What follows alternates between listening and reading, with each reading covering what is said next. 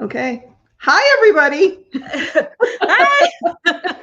So today, this is something new for me. So you got to kind of bear with me. We're doing the StreamYard, and Christine was so nice to let me in the door. I was knocking and knocking and knocking, and she finally let me in. No, no, seriously, we've been chatting for a little bit, and today we're going to talk on Tuesday Tools about social media. And uh, we've been kind of watching everybody's social media and watching how you're posting, et cetera, et cetera. And we thought that we had a discussion, and Christine suggested that we start with the basics, right, Christine? So that we can I get like, did. yes, she was like, let's go with the basics. I know maybe some of you are looking for the wizardry of how do I get my algorithms? How do I get people to go to my page? And yada, yada, yada, all that stuff. But there's a base to social media that you have to start with. And that builds your presence, that builds the expectation of your customer or your followers to you. So we're going to go with that. I've made 1, 2, 3, 4, 5 points here. The last one's the best. Anyways, I've Do made we some. want to put that one up? Sure, put it up. Okay, here we go. Whee! We're learning screen sharing. Okay, social media Yes, it's 101. very exciting. So we're going to talk about these items. Who's your target audience, content, not quality, visual format, keep their interest, and then the last one about Saturday night posting.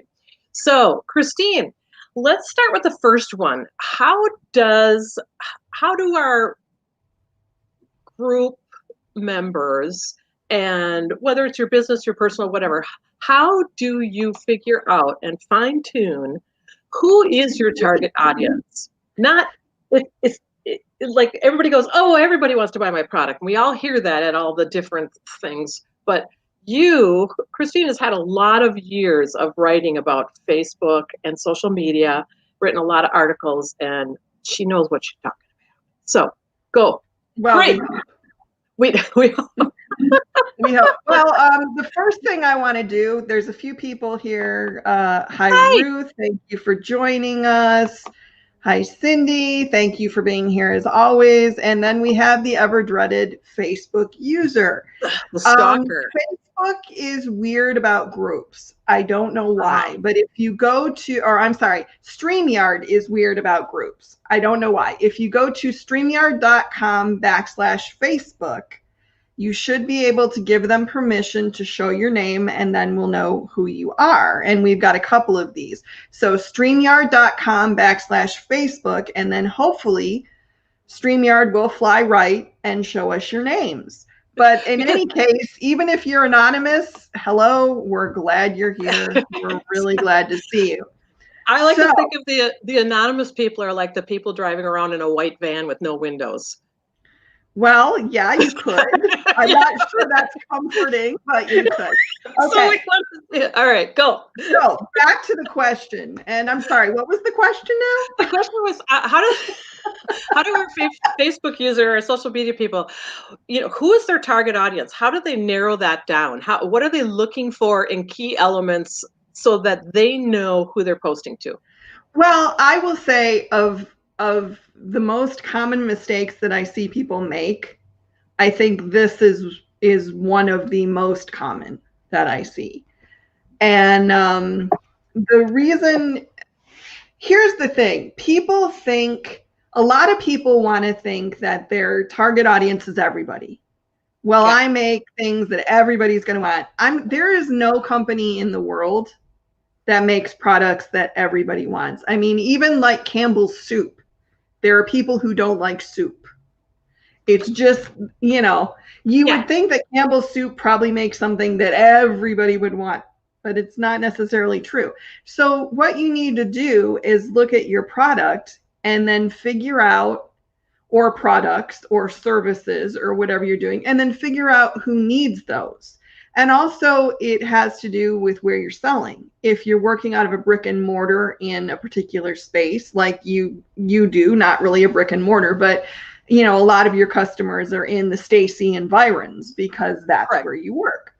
Right. So if you were figuring out your target audience, you would go, okay, where am I? Who do I hope to sell to? Am I selling online? Mhm. If you're not really putting products online, then your target market is the people in your immediate area. Correct. Yeah. So now, how much of a go ahead. factor, just another factor is that I can tell, and I don't know if you can tell, when someone's posting and they're doing their target audience, whether or not they really like that particular product that they're working with. I can tell by their pictures, I can tell by their verbiage that this is something they want to sell. There has to be a personal investment into it also, as opposed to just, I'm making a widget and I want you to buy 100,000 of them. So your target audience, is it like a demographic also? It can be. I mean, demographics, I think, come into it a lot more if you're doing paid advertising. Mm-hmm.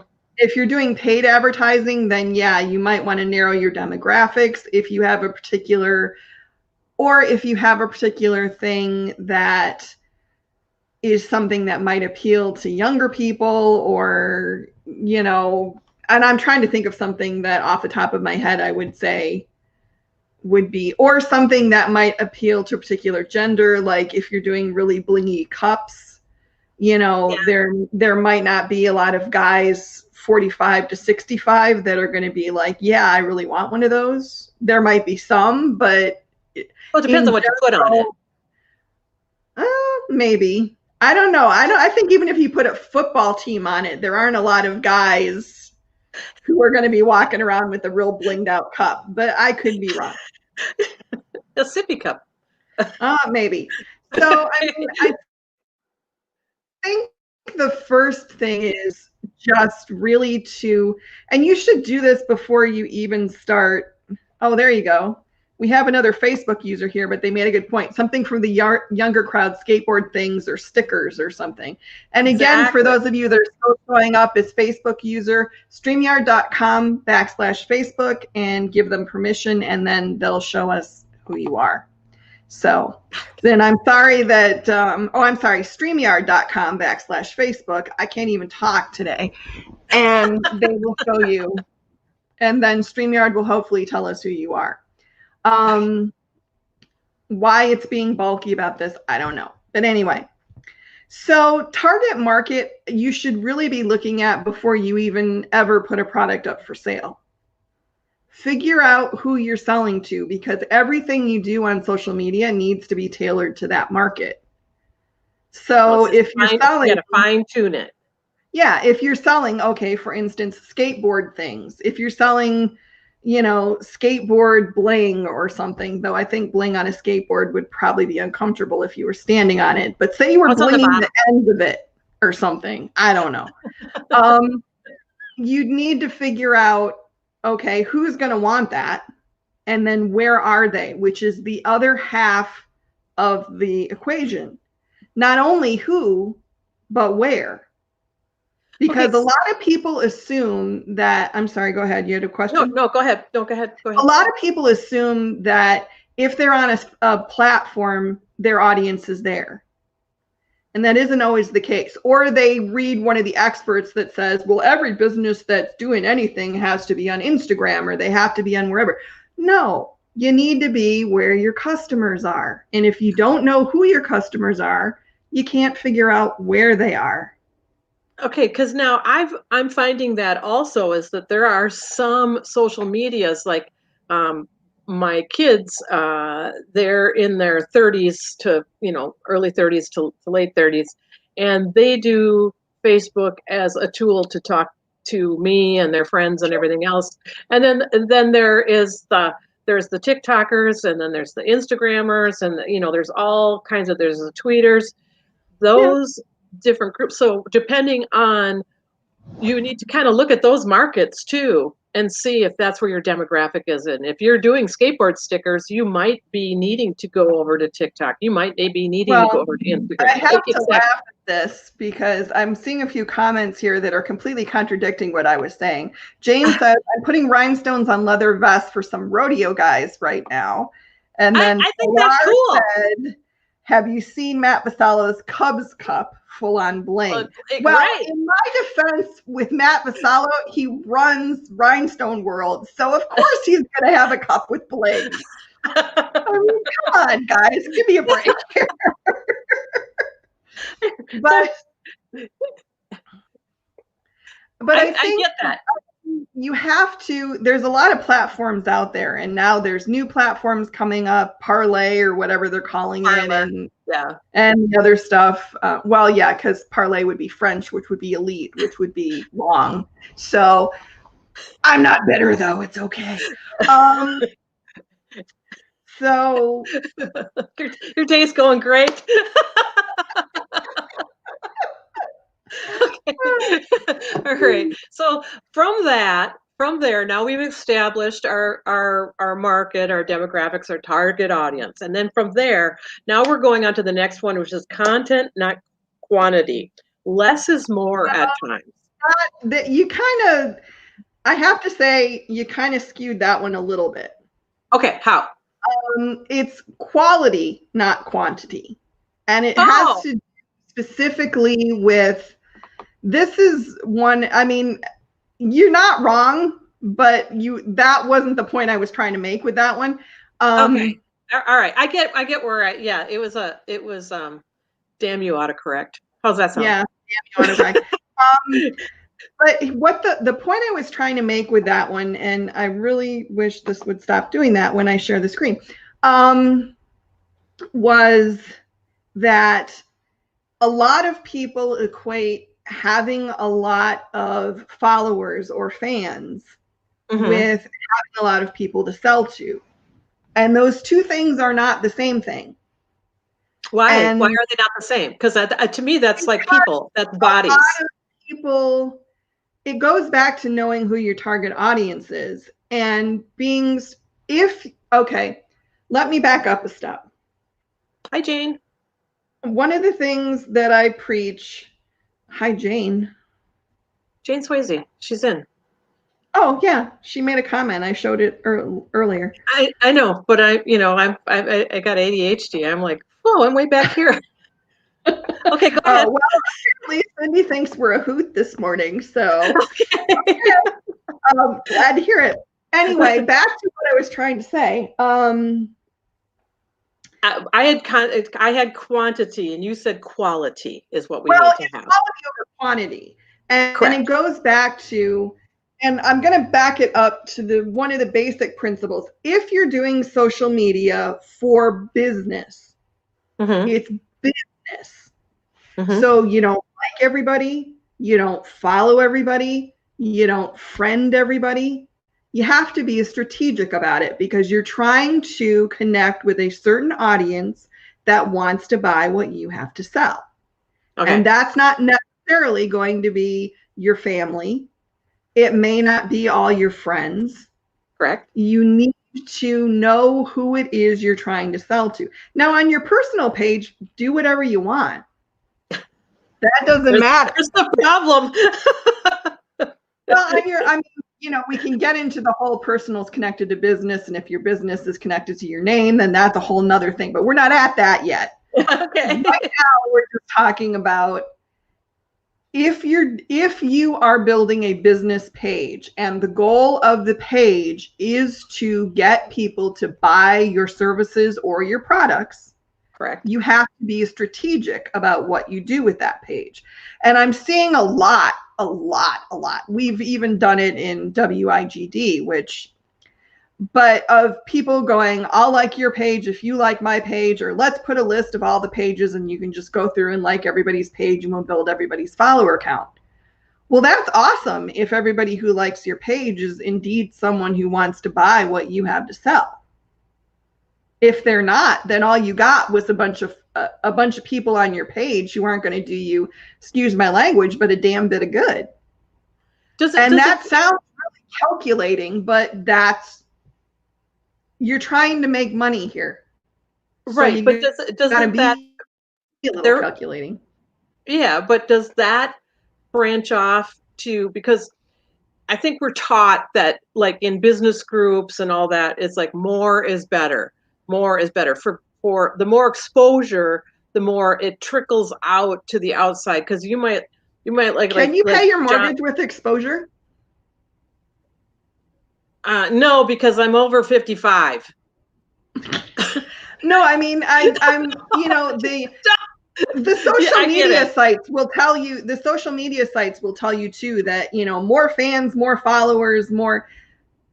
No, it's not about more. It's about talking to the right people. It's not about talking to a lot of people and hoping that the right people are in the group. It's about finding the right people and talking to them. Okay, so be specific. Yeah, and I mean, yeah, I mean, don't even get me started on the whole exposure thing, because as a writer, I have been hit with that so many times, and it's like, I can't buy groceries with exposure. I can't, I can't pay the mortgage with exposure. And the theory that a lot of people have is, well, if I have a lot of people, then like you said, those people will share with other people. And then, well, honestly, how much of that really happens? I mean, there are some people who are small business owners who will go out of their way to share other small business owners' products. But in the general run of things, how often does that happen? And even if they do, how likely is it that the person who shares it is going to have a follower or a friend base that's going to be interested in buying? And I see Pilar is asking about, what about the Facebook algorithms? I thought more comments, likes, etc. bumps your post up in more people's feeds. That's what we're taught. Yes and no, Pilar. The Facebook algorithm, just like any algorithm for any online site, changes all the time because people figure out how to game it. So they change it so that you can't. Also, Facebook has messed with their algorithms because they want you to buy paid advertising. That's a reality. Doesn't mean organic doesn't work. Doesn't mean there isn't some truth to, you know, if people comment or like you, it might be seen a little more. I'm skeptical about that, honestly. I think Facebook says that because they want people to interact and they want people to encourage interaction, because the more people that are losing the site, the more numbers they have to sell, basically. Well, they have more advertising opportunities for their advertisers. Sure. Yeah. And I mean, you know, we're all deluding ourselves if we don't think that those little ads on the side that you see when you're on the page are not being paid for, and you know, head counts are being sold in every demographic. That's part of it. Now, the other half of this is more comments, likes, and bumps may put you higher in more people's feeds. But again, if they're people that don't want what you have to sell, it doesn't matter. So you have to be seen in the right people's feeds. And the only way that you can do that is to be strategic in who you friend and follow. Okay. It's kind of so Pilar, in answer to your question, it's kind of a yes and no situation. So should they be purchasing targeted advertising? Because when I have a particular product, like I had in November, Christmas stockings, I actually go in and I narrow down that demographic. I put the picture of the stocking up. I put the price on there, and then I spend no more than $20 and send it out there. And it's for a week because people lose interest after 1 week, as far as I'm concerned. And then then I have sales off of that. But I'm looking for a particular. I'm really narrow that down. When I spend the money, I narrow that down. Oh man, you just asked a really big question. Okay. I'm trying to think how to break this down. So, paid advertising can be very useful if you know your demographic, you know who you're aiming for, you have a good product. And the other half of this that a lot of people neglect is you have to have a good message. You have to have good pictures. You have to have good text. You have to have a call to action. You have to have a good idea of who it is that you're trying to reach. And you have to target your message to that particular audience, whoever it is. Correct. So for me, I find I usually put a humorous spin on them because they get a little more notice. It's all in your writing, a lot of it, and your keywords too. Yeah, keywords and writing, that does make a difference. It's Facebook advertising can be very successful. I mean, when I was at Enmart, we did some of it and it worked really well in some cases and not so well in others. Yeah, I found that. Yeah, it depends. A lot of it depends on, like I said, how your ad is structured. A lot of it depends on knowing what you're trying to do. Mm-hmm. What is your goal? What do you want out of this? I mean, we did an ad once where we gave away a spool of our metallic thread when I was at Enmart. I'm still saying our. I haven't worked there since March. We gave away a spool of the Iris metallic thread, and we were sending out spools as fast as we could get them out the door. Right. And what I did is I kept a list, and then I tracked to see how many people actually rebought, because that was, for me, the kind of litmus test for, did this work or not? Yeah, how much did it cost us to do that? Yeah, how much did it cost us in postage and product? Yeah. And then how many people actually, I mean, there were kind of two criteria. One was how many people actually said something about it on social media, posted and said it was good, showed what they made, did something. And then the other thing was how many were repeat orders. Okay. So that's another thing too, is you can't just throw an ad up there and go, yay, ad. You have to know what your goal was. Well, I mean, people do. They put ads up there and they don't have a clue what they were hoping to have happen. So, and then nothing happens and they go, oh, well, it didn't work. That was a waste of $50. Yeah. And it's like, no, that's not necessarily true. Yeah. Because, you have to know what you wanted to have happen. And then you have to tailor an ad to make that thing happen. And then you have to track it and follow up to know if it did happen. Okay. And and that's a lot of happens in one. I know. That's a lot of work. I don't think people realize, like, social media for business is a lot of friggin' work, people.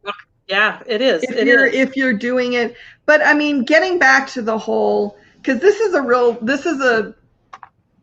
a pet peeve of mine, I guess, is the whole idea that, yeah.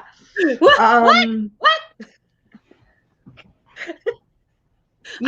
Hey, everybody, I made Christine sit in a different spot today. And so she's relearning her space. And I think you're doing great in that space. Except my one leg is falling asleep now, but we're all right. So getting back to the whole quality versus quantity thing. Correct. The algorithm may take into account in some cases if you get more comments, likes, or shares. Whether or not that's as important as people would like to tell you it is, I'm skeptical. A lot of it is just consistency. A lot of it is just posting and interacting and creating a community around your products and your page and your company. And that helps a lot. I like this. And I'm sorry, I don't know who said this, but social media is more work than everyday work. LOL. It is. And again, for those of you whose names we can't see, StreamYard.com/Facebook, and then they hopefully will tell us who you are. Why StreamYard is being so bulky about this, I don't know. Anyway, so quality over quantity. You want to be talking to the right people, not just a bunch of people. Right. So that's like the bullet point on that one. Okay, and then the less is more is like maybe you could find your rhythm. Is it weekly? Is it monthly? Is it like for me, I have Tuesday tools. Sometimes I carry the Tuesday tools over to my customer end of it and show them a little on the inside of what it takes to do embroidery, so that they're not thinking that I'm just, shoving it in the machine and pushing a button and walking away, because it's not exactly what's happening. So how important is the consistency? I mean, if you miss a week, I think some people go, oh my gosh, I didn't do anything this week. Or how important is that? Is that crucial in your Facebook marketing? Or is that something that you would be better off doing something really cool occasionally? Or should you consistently, once a week do something? Or once a month, whatever you decide. Okay, here's my theory on this. And, you can all tell me to go shove it if you want to. But I think personally that social media is about building community. Okay. And if you're building a community, you need to be there consistently. Okay. And I mean consistently, like if you show up once a month, you're probably not doing it right, in my opinion. When I built quite a community around Enmart when I was there. We ended up with, I think we had like 22,000 people that liked the page. Now, granted, all of those, and I realized that contradicts the quantity over quality thing. That was not all my idea, shall I just say. But I worked really hard to interact with people who commented about Enmart, who said nice things about Enmart. I worked really hard to make sure that Enmart consistently was posting things, letting people know what we were doing, giving people glimpses into the company, our products, things like that. So there was a real community there, I think. And I think there are numerous studies that have shown that people buy from companies they trust and companies they feel that they know. And the only way that you can really develop that trust and let people get to know you is by consistently posting stuff that isn't necessarily generic sales messages. So, which comment are you reading? I'm reading Tanya's. Social media is a great avenue. Yeah.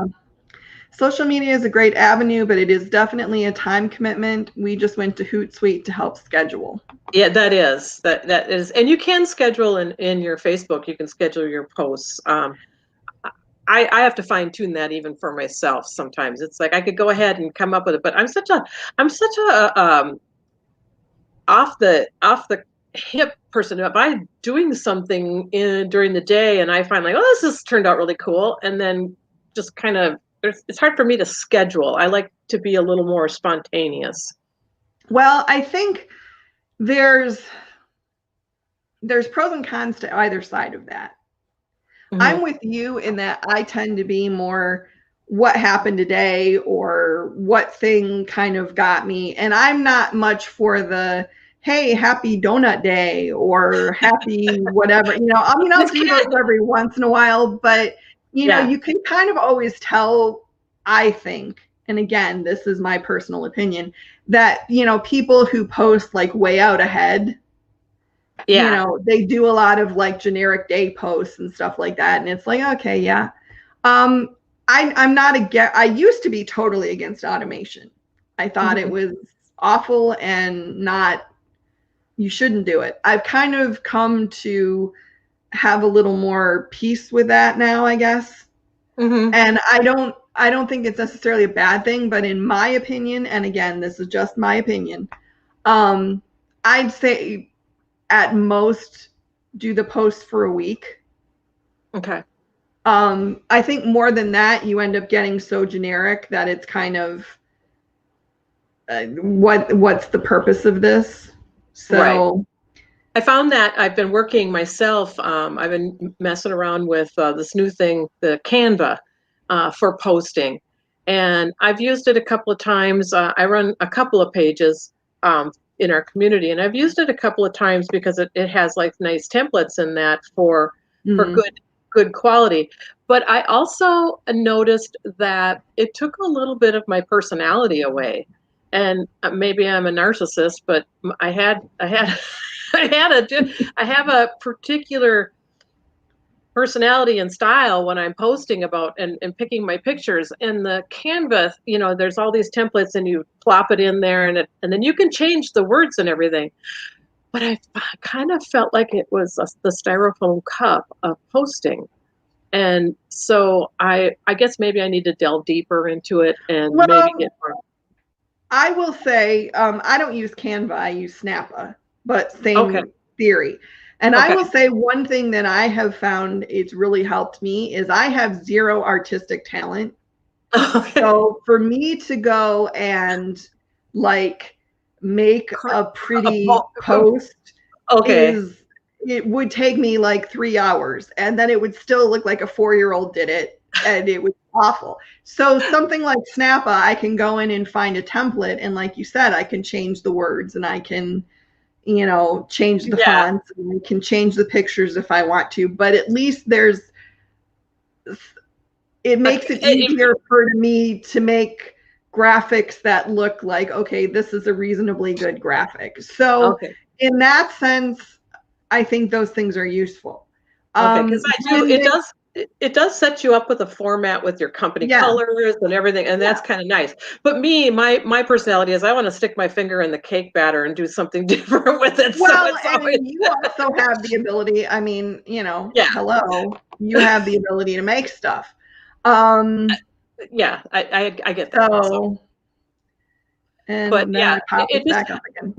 I just wanted to make sure that we got that Canva moment, because it seems like to be the thing that a lot of people are pushing and pushing and pushing, and I wanted to get my 2 cents on it as a person who's creative and who's posting. Right. And I get that, because it's quality over quantity. Okay, so that goes on to the next one is the visual format, words down, images up. I find I have to argue with that one a little bit too. Okay, because you're a word person and I'm a picture person. Woo! Pictures!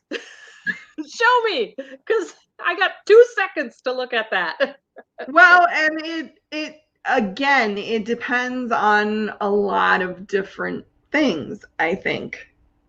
But part of it is you're probably more visual than I am, because I know I have zero talent with visual. I'm like, words are my thing, man. So, it's kind of one of those things where I don't think you're wrong. I think it depends on the platform somewhat. Yes. Yeah. Instagram is visual all the way. You have to have good visuals. You have to have good pictures. Hence, that is why I am not on Instagram. Hello. You're fine. Well, but I mean, Twitter is definitely more words than it is pictures, even though they've been trying to take it more toward pictures and videos, but it's friggin' Twitter, and the whole point of Twitter is it was supposed to be short little messages. Yeah. Facebook's probably a combo platter. When Facebook had added the ability to do video, I think that was a big thing for Facebook. As far as I feel like Facebook's probably the best marriage of words and pictures of the major social media platforms. Right. Pinterest is pictures all the way. Yeah. Like a gazillion %. Yeah. TikTok's video. Yep. So a lot of it is, this is another thing, circling back a little bit to scheduling. Was that a little map behind you? It's like a little forest. The journey of social media. I need a whiteboard, man.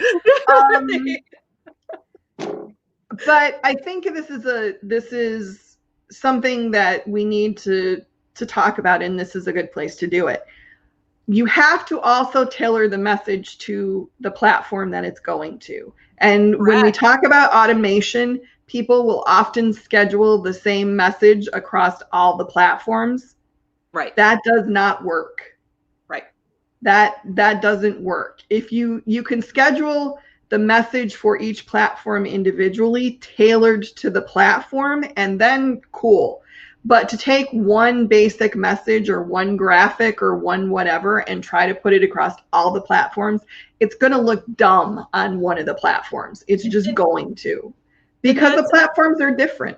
Right. It's like if I do something on Instagram, if I post on Facebook, it goes to a different Facebook page. That page for me is a different, it's more of the art end of things. I have my business embroidery page, and then I have my Instagram, Facebook. I have the Strick Knits embroidery, and then I have Strick embroidery. But when I do Instagram, that doesn't go to my local business page because of the content, because it doesn't translate well there. So that's why I have multiple pages for that. Sure. Yeah. And I think that's a smart idea because your audiences are different. Correct. Yeah. Yeah. So, you're talking to different people. But I think I'm trying to think of how to put this the right way. I don't know if there is a right way to put it. The reality of social media is it's going to take time. And what a lot of people will try to sell you is ways to do it faster, ways to automate it, and I'm not against all those things, but I think you still just have to resign yourself to the fact that in reality, if you're going to do it well, and it's going to be a useful tool for you, it's going to take some time. Yes. And that's just, and if that means you have to customize posts for different venues before you schedule them, then that's what it means. If it means you have to spend some time figuring out who your audience is, then that's what it means. If it means that you have to spend some time responding to comments, or you have to set up an alert so you can see if people mention your business, so you can go and say thank you and like whatever they said, or handle a problem if there's a problem. It's got to be part of running your business. It can't just be this adjunct thing that you spend 5 minutes a day on, or half an hour a week or whatever it is, and then you go, oh, this doesn't work. Right. Well, and that's like, for me, it's like with my phone. My husband always says, what is with the phone? And I'm like, it's like the pacemaker of my life, because sometimes, things come up, and it might be 10 o'clock when I'm sitting there, and I can choose to answer that question or to, get back to me later. You can set those kinds of things. But the amount of time that you spend, I guess, babysitting is the best way to put that. Yeah. Yeah, that's a fair. Yeah, you're babysitting that, because if something comes in, and I don't think that, it doesn't have to be 24/7, but you have to keep an eye on it. You really have to keep an eye on it. So there's that. Oh, yeah.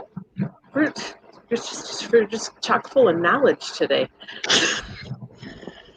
We're chock full of something. I'm not sure what it is. Chock full of nuts. Yeah, right. Okay, so then the next one is to keep their interest, not just sell. And keeping interest is for me, my interpretation of that is letting a little bit of your life in there. It's not about, this is what I'm selling today, or this is my product, but kind of, if, like you say, it's a community, and you're establishing a relationship with your customer, then you need to kind of let them in the door a little bit. And for me, it might be my I don't know, Carolyn, are you getting when you're talking, we're getting like a buzzing or something behind it? Oh, that's that is my heater. That is, remember what I was talking about earlier? Oh, that I couldn't hear earlier? I can hear it now. You couldn't hear earlier, and now you can hear it. So the only way I could do is I have to get on a ladder, climb up to the ceiling, and pull the cord. But I can set the heat. Just a second, let me try something here. Okay. Oh, guys, we're entertaining, aren't we?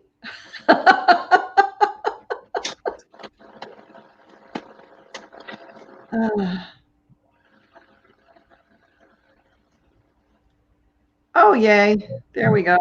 That sucks. So what? Now you're going to freeze?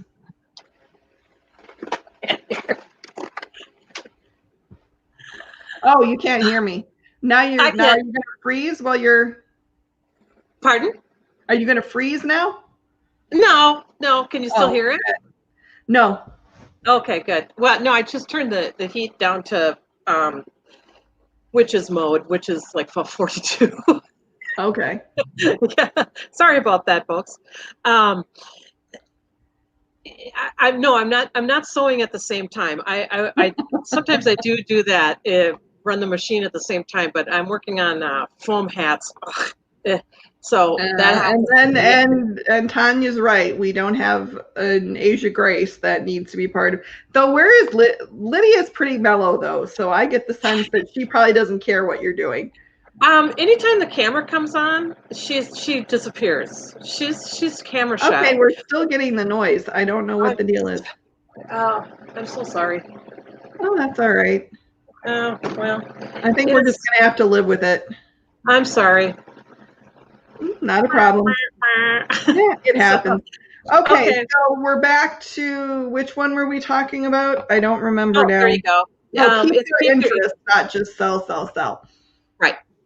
And this one, I have to say, definitely agree with you about that.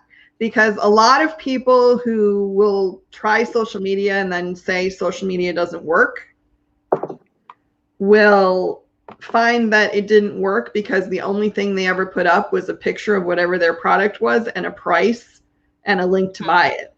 They didn't have any communication. They didn't have any interaction with anybody. They didn't do anything except, you know, it's like I wrote I don't remember if it was a blog post or an article. I think it might have been an article once where I said, think about if you went to the car dealership and there was a big guy standing on top of a table with a megaphone, and all he did was yell at you, buy this car, buy this car, buy this car. I mean, would you stay there? Would you look at the car? Would you want the car? You would not want the car. You know, it's the same thing. If that's the equivalent of doing that on social media is just putting up a content. I mean, you look at some people's social media feeds and it's the same picture and the same information like every 3 hours for like days. And I'm just going, what's the point of that? I mean, and I turned down a lot of friend requests from people who have pages like that. That's second only to older single men who for some reason want to be my friend. I don't really get that. No, they're older single men and they're all doctors. No, actually yesterday it was a general.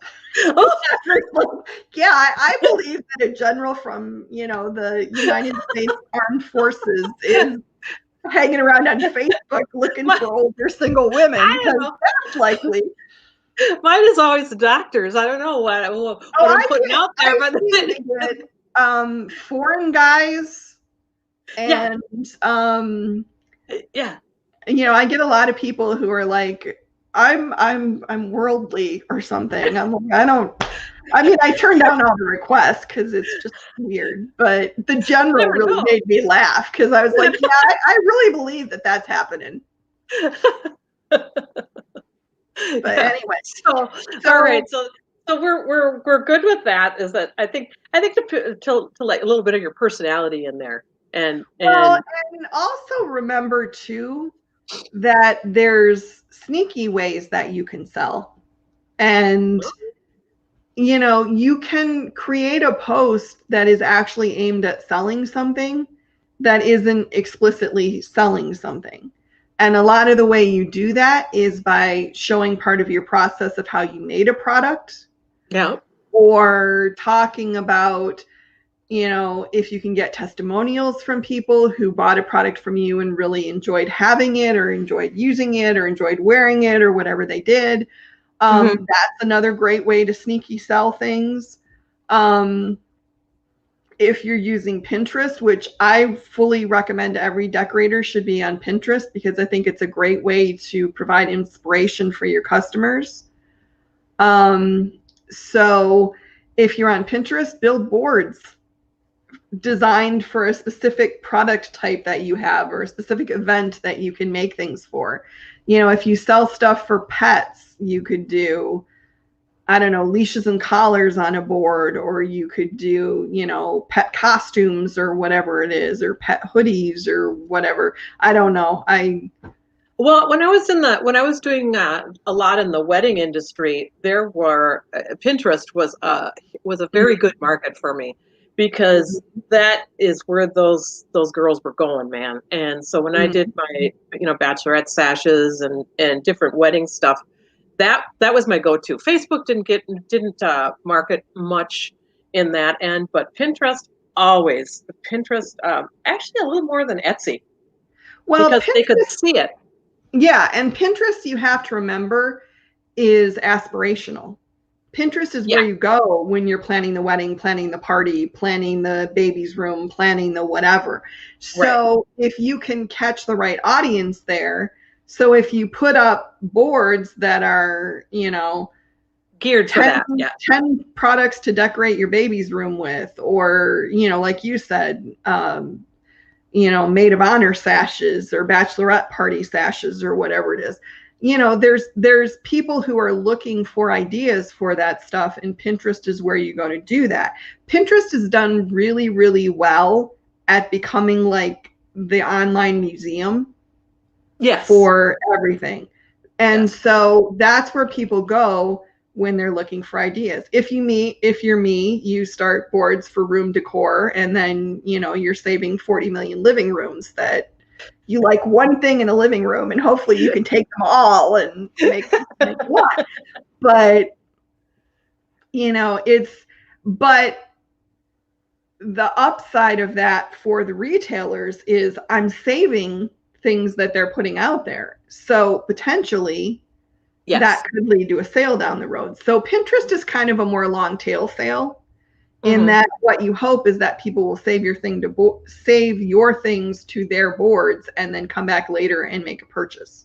Yes. Yeah. But Pinterest has also done a lot in the last couple of years to make it easier for people to make immediate purchases if they want to, which I think was really, really smart on their end. Yes. There's a lot. They've done a lot for business pages Yeah. and being able to, go direct links and purchase. Yes. And Absolutely. they've also done Pinterest for Business has really good demographics too. Yeah. So you can see which of your pins are getting liked and who's liking them. And, that's another thing. And sorry, I got distracted, but that pinged something in my head, which is if you are doing social media for business, you need to have business pages or business profiles on whatever platform you're using. Because Correct. for the most part, and Instagram might be somewhat the exception on this, but the other platforms, if you have a business profile, they'll give you extended demographics. They'll give you a lot more information that you can use to see how your posts are doing, to target posts to particular demographic groups or particular times or whatever you need to do. And there's just more tools available that Mhm. aren't available to personal pages. One of the So, one of the tools that when I owned my gift shop in town was I used for the point of sale was Square. And mm, Square was absolutely, I highly recommend that if you've got like the gift shop type thing, only because they kept track of everything. They yeah, always kept Square track. is a really good.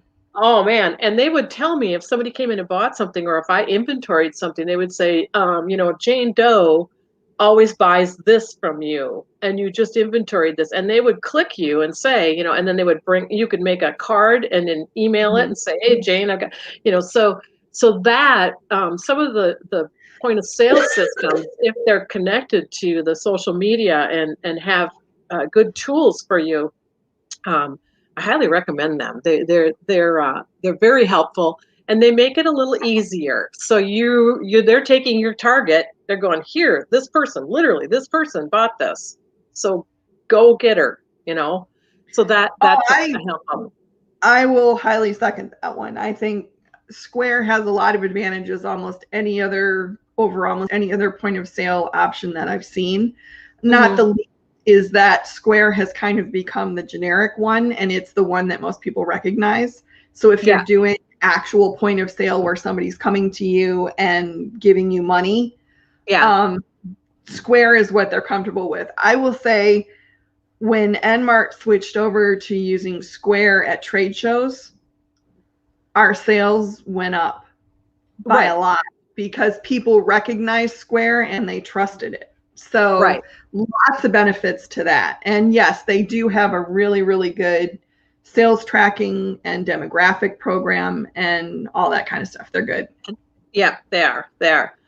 Okay, we're getting close to the end here. And the last one is the infamous sharing to business to personal is okay, but not personal to business after 3 glasses of wine. So you got to make sure that you're not mixing your business and personal in the wrong areas. Now, I might, if I have a product that I know that a lot of people are like going all the way back to the beginning where you say, well, your friends aren't buying from you.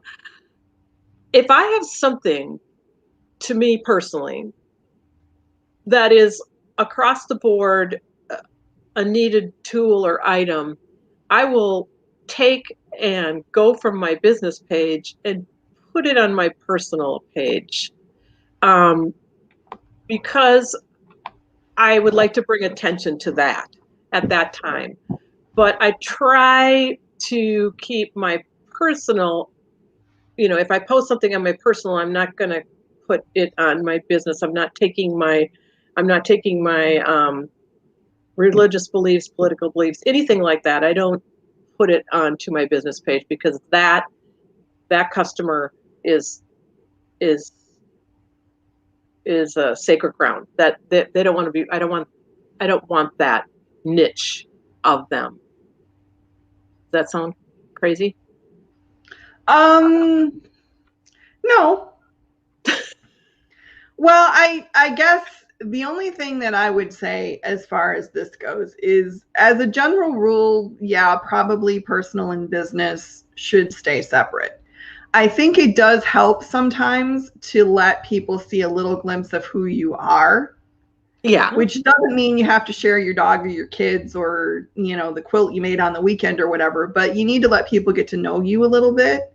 And as far as the hot button issues, politics, religion, whatever the other issues that, race, whatever, a lot of that depends on how important the issue is to you. There are some people who feel really strongly about a particular issue and they will live and die on that issue and they don't care. The thing you have to remember about that is, if you take a hot button issue into your business space, then you have to be prepared to deal with the consequences of that. So if it's something that you feel really strongly about and you're willing to accept that maybe people aren't going to like what you're saying, or they might not buy from you anymore, or they might get in a fight with you on your page or whatever, and you're all right with that, then go for it. But make sure that you've really thought it through. As a general rule, stay out of it. It's not, you're not really getting anywhere. In a lot of times you're just picking a fight with people for no particular reason. Yeah, exactly. And now that said, I also believe that if somebody, is being a real jerk on your page and saying things they shouldn't say or whatever, then you totally have the right, if you don't agree, to, kick them off the page or say, hey, I don't allow that kind of speech here, or whatever it is. You can also gear your language too in your settings as to what you'll allow and not allow. Oh yeah. So you can do that. Again, if you have a business page, you can. Right. Are there any questions, any burning questions from the audience out there that they have for Christine, that they're curious about? I'm just curious to see if we missed something, or if there's something that you have a question about it, and so I'm kind of throwing it out there as a question and answer. It's like shing, spin the wheel of destiny. And if there are areas, or if there are tutorials or something that other people have used that they found very helpful, that they might want to share with the group and talk about, Otherwise, Christine, if you want to post some of your past written articles about social media so they can go back and look. I think you did one for, did you do one for wearables or printwear a while ago? I can't About what? remember. About social media. Several.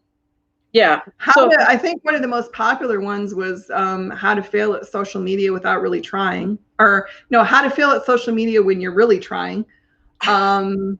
That was a good one. I did one about Pinterest and why I think decorators should use it. And there's, I don't know, I'll have to go look because I know on ChristineShreve.com on my work page, yeah, I did list some of the articles. And I don't know if I still have, I think I took it down. Yep, I did. Okay. I thought I still had my website in the banners, but I don't anymore. So well, in the Tuesday tools for today in the women in garment decorating, if you would like to, here's a question. Yeah, Laura, do you think it's too late to advertise? Late to advertise? Too late to advertise what? It's not too late. And you mean like too late to advertise for Christmas, or too late to? I guess I don't know what it is that you're thinking of advertising, so it's hard to know if it's too late or not. Honestly. Well, it depends. It depends on your workflow. Like I stopped advertising for what is it? Oh, I just had 3 requests for those T-shirt quilts, and it's like I can't have that go out for Christmas. I had posted the one that I'm working on right now, and right away I got questions about, can you make that? And I said yes, but there's no way I can do them. You know, it can't be done for Christmas. So I'm able to pick those projects up afterwards. But if you are looking for business for Christmas, here we go. Okay, Laura, for Christmas, for Christmas. Tanya, no. Tanya says no, and Laura says for Christmas. No, Laura, I don't think it's too late for Christmas. If you have the time to do it. If your schedule still allows you to book more work, I think it's and you might actually have a lot of success by aiming your stuff at people that are waiting until the last minute to get things done. So do an ad that's aimed at the people that go shopping on Christmas Eve. I mean, obviously you don't want the people who go shopping on Christmas Eve, but but people who wait until the very last minute, if you still have space in your schedule, create an ad that's aimed at them. Or not necessarily aimed at them, but create an ad that kind of capitalizes on that theme a little bit. And then, put it out there and see what you get. But no, I don't think, okay, I sell T-shirts. I do have time to make them. Then go for it. Go for it. Put it out there. I think it's December 1st. There's plenty of time. I mean, just be realistic about your production schedule. Exactly. That's like I went the other 2 weeks ago. I was in Aldi and I was shopping. I take my mom shopping. Anyways, they had all this stuff, in their ad where they had these blankets and they had the totes and they had all this stuff that they're already posting for Christmas time. And I took a shot of that and then sent it out on my Facebook page. It says these things can be personalized. There's a you can take those things and take them up a notch. So if you get inspiration when you're out shopping yourself or you see something, it's all right to say, you know what, I could totally put names on that for people, and grab my $15 a piece and or get some business off of that. And so Tanya said, I just posted for Christmas ornaments. Same thing you were saying. I will continue until we run out of time. And Laura said, maybe I will advertise for a week. Laura, if you do, just make sure that you have a well thought out message that you're putting out there, and make sure that you're aiming it at the right people. But no, I think there's still plenty of time for Christmas if you have the time to do it. And I think honestly, now might be a better time than earlier because a lot of decorators are already booked up. So you won't have as much competition as you might otherwise. So that's something to consider too. So there could be a strategic thing from waiting a little bit longer. And what's Betsy or Like, Becky's name here? I cut off custom orders as of yesterday to stop my customers from sending me a shirt pic saying, "Can you make this?" But I am still posting items that I already have designs created for. And that for Laura is very crucial. What do you have that you can do? Do you have stock? Do you have sizing? Make sure you check and see if you can get and also your garment has to be pretty generic, because if you say arbitrarily, I say it's going to be a Gildan 100% cotton, blah blah blah, then that's what you sold. That's what you have to get. And if they're out of black, or if they're out of red, or if they're out of green, then you have to trade out for something. So if you just generically put it out as it's a white, 50-50 t-shirt, then you're not pigeonholing yourself and then having to have extra contact with the customer that they don't want to worry about. If they're ordering something at the last minute, they don't want to worry about whether or not they can get that shirt or whatever. It's just, yeah. If you have stock, Laura, and you want to unload it, now's the time to do that. Yep. Laura says yes to stock. And Tanya says, I am so proud of Becky. She is rocking it. Yay, good. Becky. And yeah, if you cut off custom orders as of yesterday, you're doing well. So good for you. Yep. So I have to say, as we've been having this discussion, I figured out what tomorrow's Women in Business is going to be. Yeah, what is it? Well, I was talking about doing social media, and then you started talking about all the stuff I've written, and I thought that would be a pretty interesting Women in Business, would be to go over some of the articles I've written and why I wrote them and what they said and why I thought that they were important. Yeah, so I think that's what I'll do. Christine is having the marathon camera week. But Thursday is only I'm having a video chat with Scott from DAX. Okay. It's not. Okay. We're not going to broadcast it. Yeah. But yes, I will. I'm on camera now. I will be on camera tomorrow, and I will be on camera Friday. So Friday is the Two Regular Guys podcast. Yes, Friday is the quarterly WIGD podcast with Pilar and Tanya and Allison and Kelly DeFries. Yep. Allison Van Holzer, Kelly DeFries, Tanya Deutscher, and Pilar Harrison. Yes. So, and what's your topic going to be on this Friday? Well, coincidentally, because those four ladies and myself are the people that are nominated for the Women in Garment Decoration Award, we're going to talk about how to support women in 2021. Oh. So I had the idea that, hey, let's get all these women together that are, being recognized for supporting women, and let's talk about how we can do that better. So awesome. That's the plan. So yeah, tomorrow I think I'll hunt up my old articles, the ones that I haven't linked to yet, and now that I can share screens, which, hey, who knew I could do that? We'll just have a little discussion about the various articles I've written and what they said and why I think they were important. Yeah, great. So we learned something today, screen sharing. We found out that Carolyn's heater makes noise, and people think I'm working when actually I'm just sitting here in the cold. If you can see my breath, it's all good. But everything firms up when it's cold, so it's all good. Well, that's what they say. Yeah, that's what they say, exactly.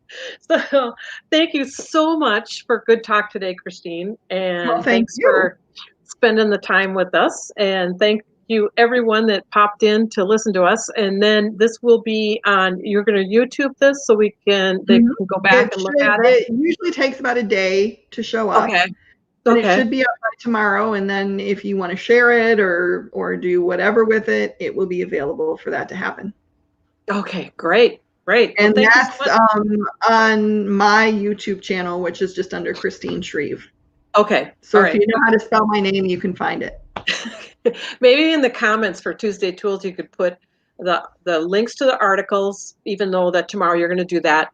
And then also your link to the YouTube for today's Tuesday Tools down in the comments. That way people can go back and then they can search back to it too later on. So that will be helpful. And we had thank you, Cindy. You were working and listening, which Cindy always seems to be working. I know, she's always there. She's awesome. And you are welcome, Laura. I hope we were able to help you. Yeah. I appreciate it. Yep. Good. Good. So I'm gonna finally finish my granddaughter's gummies for my lunch because I didn't Ooh, make a yum. sandwich.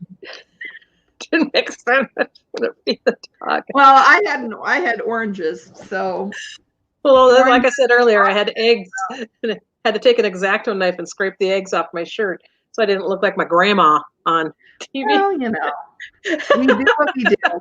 Yeah, we do what we do. I don't know. I'm starting to think you and I should do a Golden Girls podcast or something because we're like. I mean, okay, granted, I'm a little cranky today, but no, you're fine. You should have seen her earlier, folks. No, that's okay. No, she's not lying. All right, before this goes completely off the rails, we are in bonus time now. Okay. Thank you, everybody. If you have questions, if you want to have another discussion, if there's other things you think we should do another podcast about, let us know. And do please come and watch tomorrow, and we'll talk about some more social media. And that's 3 p.m. Eastern time. So thank you, everybody. I'm going to hit end broadcast now. So here we go.